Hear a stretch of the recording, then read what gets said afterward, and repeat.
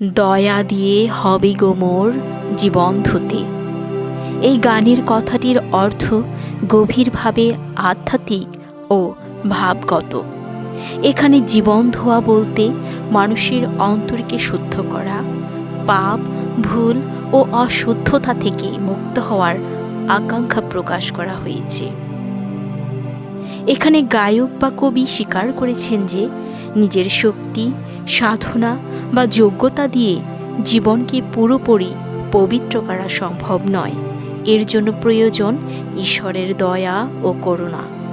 এই কথার মাধ্যমে বিনয় ও আত্মসমর্পণের ভাব ফুটে ওঠে।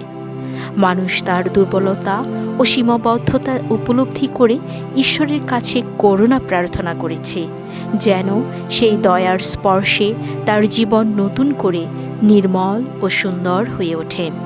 তাই এই কথার মূল অর্থ হল, ঈশ্বরের অসীম দয়াই পারে মানুষের জীবনকে সত্যিকার অর্থে পরিশুদ্ধ, শান্ত ও অর্থপূর্ণ করে তুলতে।